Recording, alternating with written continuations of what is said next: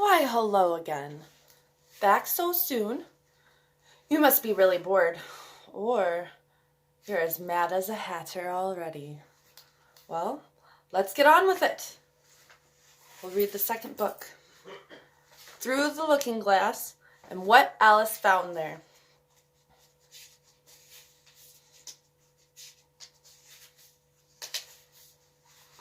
Chapter 1, Looking Glass House.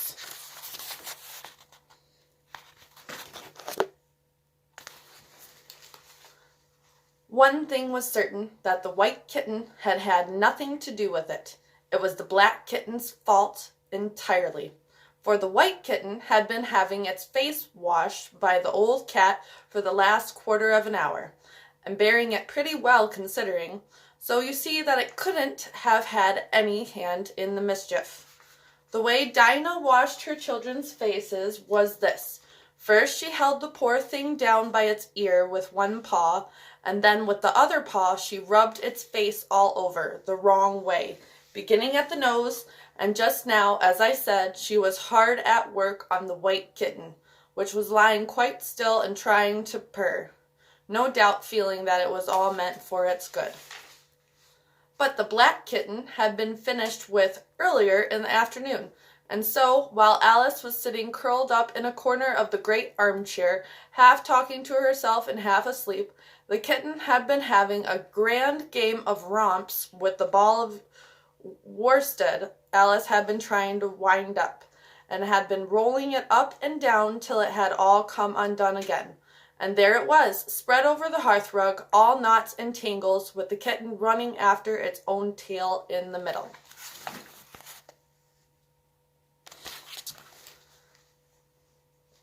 "Oh, you wicked, wicked little thing," cried Alice, catching up the kitten and giving it a little kiss to make it understand that it was in disgrace.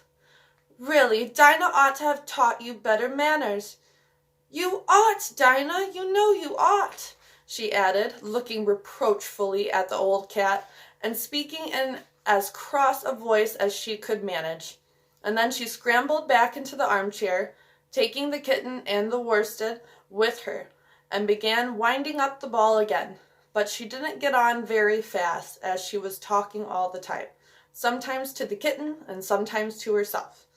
Kitty sat very demurely on her knee, pretending to watch the progress of the winding, and now and then putting out one paw and gently touching the ball, as if it would be glad to help if it might. "Do you know what tomorrow is, Kitty?" Alice began. "You'd have guessed if you'd been up in the window with me. Only Dinah was making you tidy, so you couldn't. I was watching the boys getting in sticks for the bonfire. And it wants plenty of sticks, Kitty.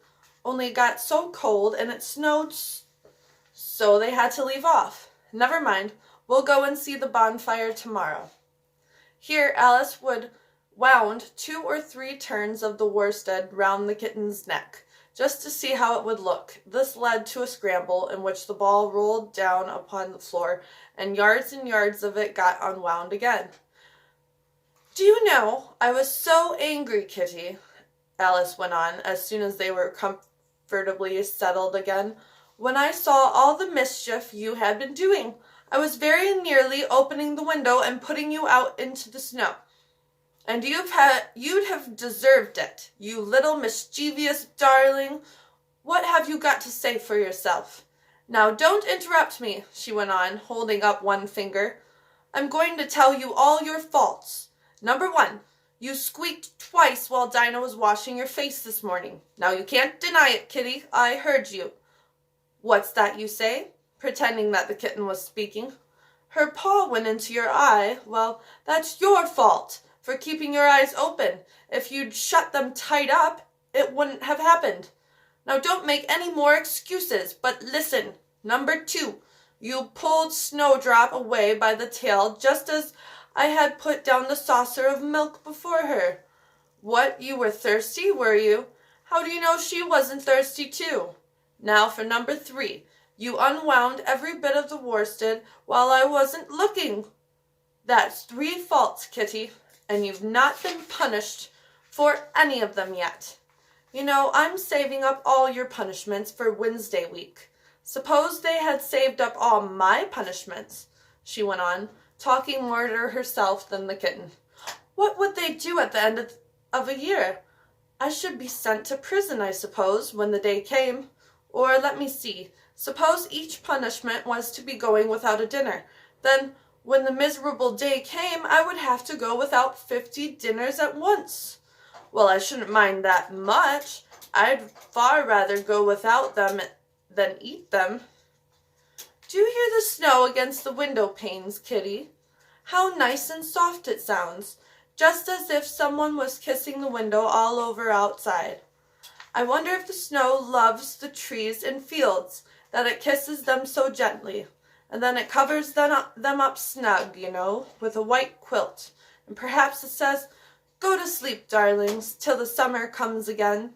And when they wake up in the summer, Kitty, they dress themselves all in green and dance about whenever the wind blows. Oh, that's very pretty, cried Alice, dropping the ball of worsted to clap her hands.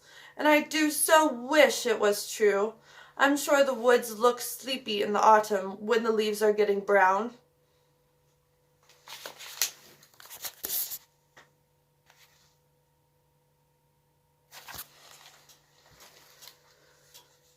Kitty, can you play chess? Now don't smile, my dear. I'm asking it seriously, because when we were playing just now, you watched just as if you understood it. When I said check, you purred. Well, it was a nice check, Kitty, and really I might have won, if it hadn't been for that nasty knight that came wriggling down among my pieces. Kitty dear, let's pretend. And here I wish I could tell you half the things Alice used to say, beginning with her favorite phrase, let's pretend.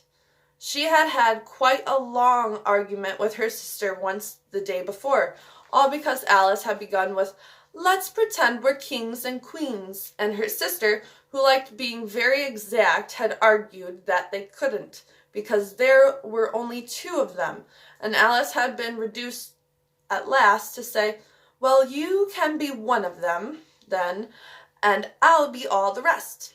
And once she had really frightened her old nurse by shouting suddenly in her ear, Nurse, do let's pretend that I'm a hungry hyena and you're a bone. But this is taking us away from Alice's speech to the kitten. Let's pretend that you're the Red Queen, Kitty. Do you know, I think if you sat up and folded your arms, you'd look exactly like her. Now do try, there's a dear. And Alice got the Red Queen off the table and set it up before the kitten as a model for it to imitate. However, the thing didn't succeed, principally, Alice said, because the kitten wouldn't fold its arms properly. So to punish it, she held it up to the looking-glass, that it might see how sulky it was. And if you're not good directly, she added, I'll put you through into Looking-Glass House. How would you like that? Now, if you'll only attend, Kitty, and not talk so much, I'll tell you all my ideas about Looking-Glass House. First, there's the room you can see through the glass. There's just the same as our drawing room, only the things go the other way. I can see all of it when I get upon a chair, all but the bit just behind the fireplace. Oh, I do so wish I could see that bit. I want so much to know whether they've a fire in the winter. You never can tell, unless our fire smokes, and then smoke comes up in that room too. But they may be only pretense, just to make it look as if they had a fire. Well then, the books are something like our books, only the words go the wrong way. I know that because I've held up one of our books to the glass, and then they hold up one in the other room. How would you like to live in Looking-Glass House, Kitty? I wonder if they'd give you milk in there. Perhaps Looking-Glass milk isn't good to drink. But, oh, Kitty, now we come to the passage. You can just see a little peep of the passage in Looking-Glass House. If you leave the door of our drawing room wide open, and it's very like our passage as far as you can see, only it may be quite different on beyond. Oh, Kitty, how nice it would be if we could only get through into Looking-Glass House. I'm sure it's got Oh, such beautiful things in it. Let's pretend there's a way of getting through into it somehow, Kitty. Let's pretend the glass has got all soft, like gauze, so that we can get through. Why, it's turning into a sort of mist now, I declare. It'll be easy enough to get through." She was up on the chimney-piece while she said this, though she hardly knew how she had got there, and certainly the glass was beginning to melt away, just like a bright silvery mist. In another moment, Alice was through the glass and had jumped lightly down into the looking-glass room. The very first thing she did was to look whether there was a fire in the fireplace, and she was quite pleased to find that there was a real one, blazing away as brightly as the one she had left behind. "So I shall be as warm here as I was in the old room," thought Alice. "Warmer, in fact, because there'll be no one here to scold me away from the fire. Oh, what fun it'll be when they see me through the glass in here and can't get at me." Then she began looking about and noticed that what could be seen from the old room was quite common and uninteresting, but that all the rest was as different as possible. For instance, the pictures on the wall next to the fire seemed to be all alive, and the very clock on the chimney-piece, you know you can only see the back of it in the looking-glass, had got the face of a little old man and grinned at her. "They don't keep this room so tidy as the other," Alice thought to herself as she noticed several of the chessmen down in the hearth among the cinders. But in another moment, with a little "oh" of surprise, she was down on her hands and knees watching them. The chessmen were walking about 2 and 2. "Here are the Red King and the Red Queen," Alice said in a whisper for fear of frightening them. "And there are the White King and the White Queen sitting on the edge of the shovel. And here are 2 castles walking arm in arm. I don't think they can hear me," she went on as she put her head closer down. "And I'm nearly sure they can't see me. I feel somehow as if I was getting invisible." Here something began squeaking on the table behind Alice, and made her turn her head just in time to see one of the white pawns rolling over and begin kicking. She watched it with great curiosity to see what would happen next. "It is the voice of my child," the White Queen cried out as she rushed past the king, so violently that she knocked him over among the cinders. "My precious Lily, my imperial kitten," and she began scrambling wildly up the side of the fender. "Imperial fiddlestick," said the king, rubbing his nose, which had been hurt by the fall. He had a right to be a little annoyed with the queen, for he was covered with ash from head to foot. Alice was very anxious to be of use, and as the poor little Lily was nearly screaming herself into a fit, she hastily picked up the queen and set her on the table by the side of her noisy little daughter. The queen gasped and sat down. The rapid journey through the air had quite taken away her breath, and for a minute or two she could do nothing but hug the little Lily in silence. As soon as she had recovered her breath a little, she called out to the White King, who was sitting sulkily among the ashes, "Mind the volcano." "What volcano?" said the king, looking anxiously into the fire, as if he thought that was the most likely place to find one. "Blew me up," panted the queen, who was still a little out of breath. "Mind you come up the regular way. Don't get blown up." Alice watched the White King as he slowly struggled up from bar to bar, till at last she said, "Why, you'll be hours and hours getting to the table at that rate. I'd far better help you, hadn't I?" But the king took no notice of the question. It was quite clear that he could neither hear her nor see her. So Alice picked him up very gently and lifted him across more slowly than she had lifted the queen, that she mightn't take his breath away. But before she put him on the table, she thought she might as well dust him a little. He was so covered with ashes. She said afterwards that she had never seen in all her life such a face as the king made when he found himself held in the air by an invisible hand and being dusted. He was far too much astonished to cry out, but his eyes and his mouth went on getting larger and larger and rounder, till her hand shook so with laughing that she nearly let him drop upon the floor. "Oh, please don't make such faces, my dear," she cried out, quite forgetting that the king couldn't hear her. "You make me laugh so that I can hardly hold you, and don't keep your mouth so wide open. All the ashes will get into it. There, now I think you're tidy enough," she added as she smoothed his hair and set him upon the table near the queen. The king immediately fell flat on his back and lay perfectly still, and Alice was a little alarmed at what she had done, and went round the room to see if she could find any water to throw over him. However, she could find nothing but a bottle of ink, and when she got back with it she found he had recovered, and he and the queen were talking together in a frightened whisper, so low that Alice could hardly hear what they said. The king was saying, "I assure you, my dear, I turned cold to the very ends of my whiskers." To which the queen replied, "You haven't got any whiskers." "The horror of that moment," the king went on, "I shall never, never forget." "You will, though," the queen said, "if you don't make a memorandum of it." Alice looked on with great interest as the king took an enormous memorandum book out of his pocket and began writing. A sudden thought struck her, and she took hold of the end of the pencil, which came some way over his shoulder, and began writing for him. The poor king looked puzzled and unhappy, and struggled with the pencil for some time without saying anything. But Alice was too strong for him, and at last he panted out, "My dear, I really must get a thinner pencil. I can't manage this one a bit. It writes all manner of things that I don't intend."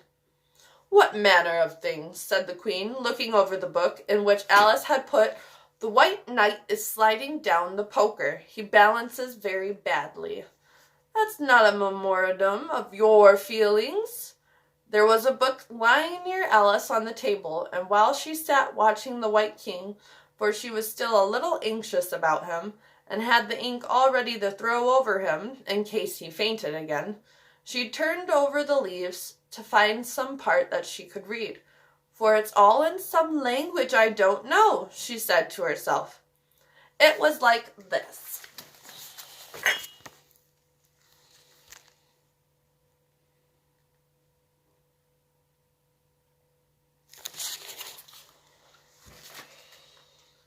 She puzzled over this for some time, but at last a bright thought struck her. "Why, it's a looking-glass book, of course, and if I hold it up to a glass, the words will all go the right way again." This was the poem that Alice read. Jabberwocky. 'Twas brilling, and the slithy toves did gyre and gimble in the wabe. All mimsy were the borogoves, and the momraths outgrabe. Beware the jabberwock, my son, the jaws that bite, the claws that catch. Beware the jub-jub bird, and shun the frumious bandersnatch. He took his vorpal's sword in hand, long time the manxome foe he sought. So rested he by the tum-tum tree, and stood a while in thought. And as in uffish thought he stood, the jabberwock, with eyes of flame, came whiffling through the tulgey wood, and burbled as it came. 1, 2, 1, 2, and through, the vorpal's blade went snicker-snack. He left it dead, and with its head he went galumphing back. And hast thou slain the jabberwock? Come to my arms, my beamish boy. O frabjous Callooh, Callay, he chortled in his joy. 'Twas brilling, and the slithy toves did gyre and gimble in the wabe. All mimsy were the borogoves, and the momraths outgrabe.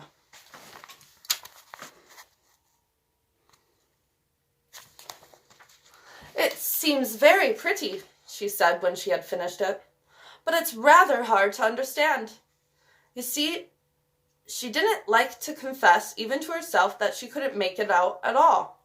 "Somehow it seems to fill my head with ideas, only I don't exactly know what they are. However, somebody killed something, that's clear at any rate.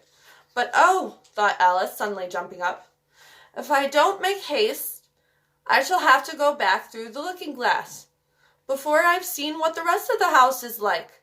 Let's have a look at the garden first." She was out of the room in a moment and ran downstairs, or at least it wasn't exactly running, but a new invention for getting downstairs quickly and easily, as Alice said to herself. She just kept the tips of her fingers on the handrail and floated gently down without even touching the stairs with her feet. Then she floated on through the hall and would have gone straight out at the door in the same way, if she hadn't caught hold of the doorpost. She was getting a little giddy with so much floating in the air, and was rather glad to find herself walking again in the natural way. All right, Chapter 2. The Garden of Live Flowers. "I should see the garden far better," said Alice to herself, "if I could get to the top of that hill, and here's a patch that leads straight to it. At least, no, it doesn't do that." After going a few yards along the path and turning several sharp corners, "But I suppose it will at last. But how curiously it twists. It's more like a corkscrew than a path. Well, this turn goes to the hill, I suppose. No, it doesn't. This goes straight back to the house. Well, then I'll try it the other way." And so she did, wandering up and down and trying turn after turn, but always coming back to the house. Do what she would, indeed, once, when she turned a corner rather more quickly than usual, she ran against it before she could stop herself. "It's no use talking about it," Alice said, looking up at the house and pretending it was arguing with her. "I'm not going in again yet. I know I should have to get through the looking-glass again, back into the old room, and there'd be an end of all my adventures." So resolutely turning her back upon the house, she set out once more down the path, determined to keep straight on till she got to the hill. For a few minutes all went on well, and she was just saying, "I really shall do it this time," when the path gave a sudden twist and shook itself, as she described it afterwards, and the next moment she found herself actually walking in at the door. "Oh, it's too bad," she cried. "I never saw such a house for getting in the way. Never."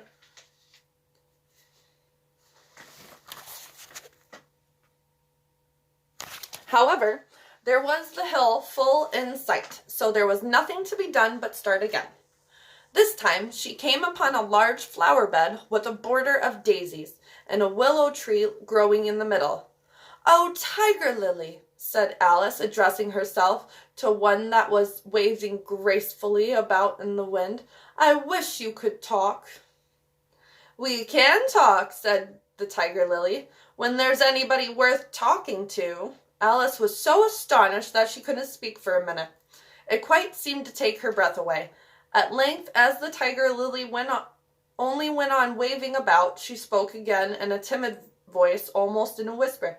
"And can all the flowers talk?" "As well as you can," said the Tiger Lily, "and a great deal louder." "It isn't manners for us to begin, you know," said the Rose, "and I really was wondering when you'd speak. Said I to myself, her face has got some sense in it, though it's not a clever one. Still, you're the right color, and that goes a long way." "I don't care about the color," the Tiger Lily remarked. "If only her petals curled up a little more, she'd be all right." Alice didn't like being criticized, so she began asking questions. "Aren't you sometimes frightened at being planted out here with nobody to take care of you?" "There's the tree in the middle," said the Rose. "What else is it good for?" "But what could it do if any danger came?" Alice asked. "It could bark," said the Rose. It says bow wow, cried a daisy. That's why its branches are called boughs. Didn't you know that? Cried another daisy. And here they all began shouting together till the air seemed quite full of little shrill voices. Silence, every one of you, cried the tiger lily, waving itself passionately from side to side and trembling with excitement. They know I can't get at them, it panted, bending its quivering head towards Alice, or they wouldn't dare to do it. Never mind, Alice said in a soothing tone, and stooping down to the daisies, who were just beginning again, she whispered, If you don't hold your tongues, I'll pick you. There was a moment of silence, or there was silence in a moment, and several of the pink daisies turned white. That's right, said the tiger lily. The daisies are worst of all. When one speaks, they all begin together, and it's enough to make one wither to hear the way they go on.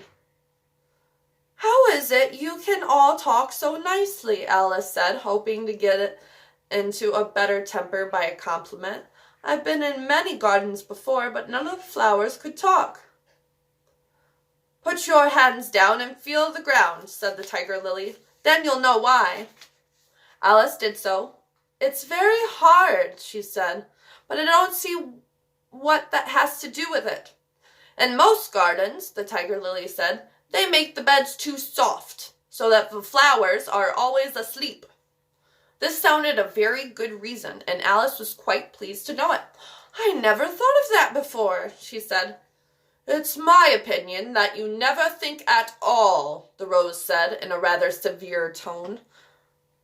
I never saw anybody that looked stupider, a violet said, so suddenly that Alice quite jumped, for it hadn't spoken before.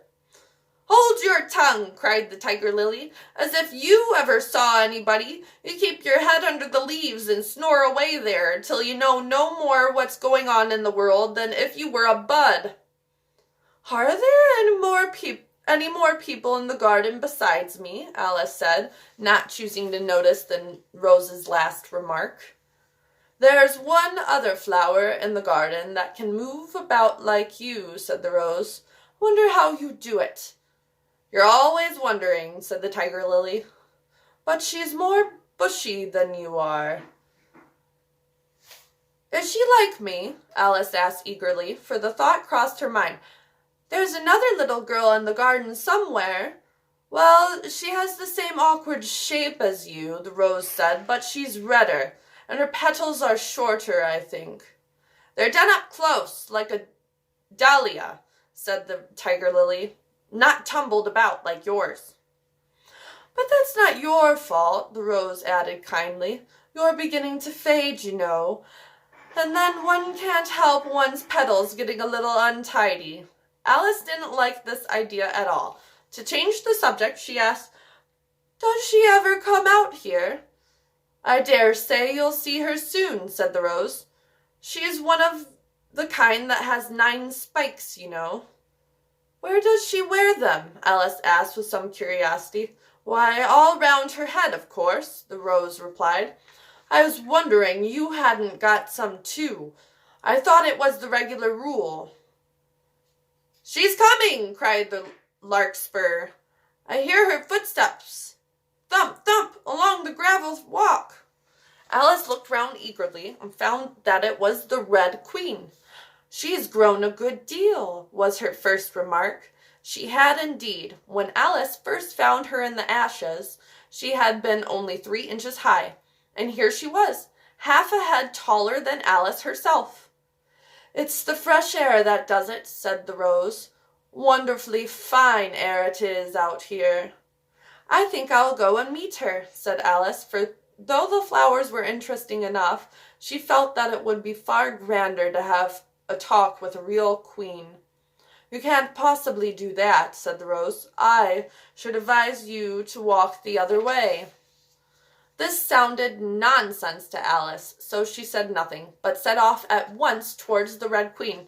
To her surprise, she lost sight of her in a moment, and found herself walking in at the front door again. A little provoked, she drew back, and after looking everywhere for the queen, whom she spied out at last a long way off, she thought she would try the plan this time of walking in the opposite direction. It succeeded beautifully. She had not been walking a minute before she found herself face to face with the Red Queen, and full in sight of the hill she had been so long aiming at. "Where do you come from?" said the Red Queen, "and where are you going? Look up, speak nicely, and don't twiddle your fingers all the time." Alice attended to all these directions and explained as well as she could that she had lost her way. "I don't know what you mean by your way," said the Queen. "All the ways about here belong to me. But why did you come out here at all?" she added in a kinder tone. "Curtsy while you're thinking what to say. It saves time." Alice wondered a little at this, but she was too much in awe of the Queen to disbelieve it. "I'll try it when I go home," she thought to herself. "The next time I'm a little late for dinner." "It's time for you to answer now," the Queen said, looking at her watch. "Open your mouth a little wider when you speak, and always say 'Your Majesty.'" "I only wanted to see what the garden was like, Your Majesty." "That's right," said the Queen, patting her on the head, which Alice didn't like at all. "Though when you say garden, I've seen gardens, compared with which this would be a wilderness." Alice didn't dare to argue the point, but went on. "And I thought I'd try and find my way to the top of that hill." "When you say hill," the Queen interrupted, "I could show you hills, in comparison with which you'd call that a valley." "No, I shouldn't," said Alice, surprised into contradicting her at last. "A hill can't be a valley, you know. That would be nonsense." The Red Queen shook her head. "You may call it nonsense if you like," she said, "but I've heard nonsense, compared with which that would be as sensible as a dictionary." Alice curtsied again, as she was afraid from the Queen's tone that she was a little offended, and they walked on in silence till they got to the top of the little hill. For some minutes Alice stood without speaking, looking out in all directions over the country, and a most curious country it was. There were a number of tiny little brooks running straight across it from side to side, and the ground between was divided up into squares by a number of little green hedges that reached from brook to brook. "I declare, it's marked out just like a large chessboard," Alice said at last. "There ought to be more men moving about somewhere, and so there are," she added in a tone of delight, and her heart began to beat quick with excitement as she went on. "It's a great huge game of chess that's being played all over the world. If this is the world at all, you know. Oh, what fun it is! How I wish I was one of them. I wouldn't mind being a pawn if only I might join, though of course I should like to be a queen best."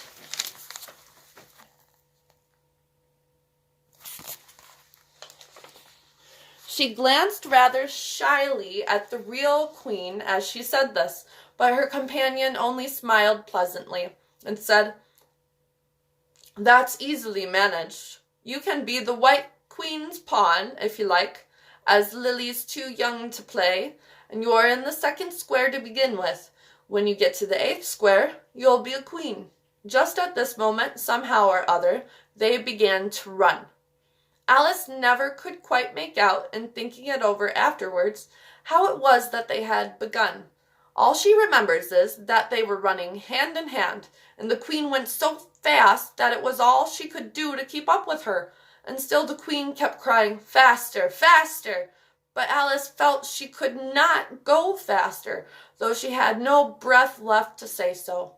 The most curious part of the thing was that the trees and the other things round them never changed their places at all. However fast they went, they never seemed to pass anything. "I wonder if all the things move along with us," thought poor puzzled Alice, and the Queen seemed to guess her thoughts, for she cried, "Faster! Don't try to talk!" Not that Alice had any idea of doing that. She felt as if she would never be able to talk again. She was getting so much out of breath, and still the Queen cried, "Faster, faster!" and dragged her along. "Are we nearly there?" Alice managed to pan out at last. "Nearly there," the Queen repeated. "Why, we passed it 10 minutes ago. Faster!" And they ran on for a time in silence, with the wind whistling in Alice's ears, and almost blowing her hair off her head, she fancied. "Now, now!" cried the Queen. "Faster, faster!" And they went on so fast that at last they seemed to skim through the air, hardly touching the ground with their feet, till suddenly, just as Alice was getting quite exhausted, they stopped, and she found herself sitting on the ground, breathless and giddy. The Queen propped her up against a tree and said kindly, "You may rest a little now." Alice looked round her in great surprise. "Why, I do believe we've been under this tree the whole time. Everything's just as it was." "Of course it is," said the Queen. "What would you have it?" "Well, in our country," said Alice, still panting a little, "you generally get to somewhere else if you ran very fast for a long time, as we've been doing." "A slow sort of country," said the Queen. "Now here, you see, it takes all the running you can do to keep in the same place. If you want to get somewhere else, you must run at least twice as fast as that." "I'd rather not try, please," said Alice. "I'm quite content to stay here, only I am so hot and thirsty." "I know what you'd like," the Queen said good-naturedly, taking a little box out of her pocket. "Have a biscuit?" Alice thought it would not be civil to say no, though it wasn't at all what she wanted. She took it and ate it as well as she could, and it was very dry, and she thought she had never been so nearly choked in all her life. "While you're refreshing yourself," said the Queen, "I'll just take the measurements." And she took a ribbon out of her pocket, marked in inches, and began measuring the ground and sticking little pegs in here and there. "At the end of 2 yards," she said, putting in a peg to mark the distance, "I shall give you your directions. Have another biscuit?" "No, thank you," said Alice. "One's quite enough." "Thirst quenched, I hope?" said the Queen. Alice did not know what to say to this, but luckily the Queen did not wait for an answer, but went on, "At the end of 3 yards I shall repeat them, for fear of you forgetting them. At the end of 4 I shall say goodbye, and at the end of 5 I shall go."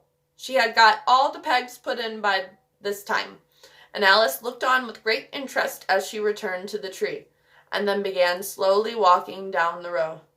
At the 2-yard peg she faced round and said, "A pawn goes 2 squares in its first move, you know. So you'll go very quickly through the 3rd square by railway, I should think, and you'll find yourself in the 4th square in no time. Well, that square belongs to Tweedledum and Tweedledee. The 5th is mostly water. The 6th belongs to Humpty Dumpty."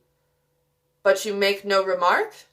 I didn't know I had to make one just then," Alice faltered out. "You should have said," the Queen went on in a tone of grave reproof. "It's extremely kind of you to tell me all this. However, we'll suppose it's said. The 7th square is all forest. However, one of the knights will show you the way. And in the 8th square we shall be queens together, and it's all feasting and fun." Alice got up and curtsied, and sat down again. At the next peg the Queen turned again, and this time she said, "Speak in French when you can't think of the English for a thing. Turn out your toes as you walk, and remember who you are." She did not wait for Alice to curtsy this time, but walked on quickly to the next peg, where she turned for a moment to say goodbye, and then hurried on to the last. How it happened, Alice never knew, but exactly as she came to the last peg she was gone. Whether she vanished into the air, or whether she ran quickly into the wood. "And she can run very fast," thought Alice. There was no way of guessing, but she was gone, and Alice began to remember that she was a pawn and that it would soon be time for her to move.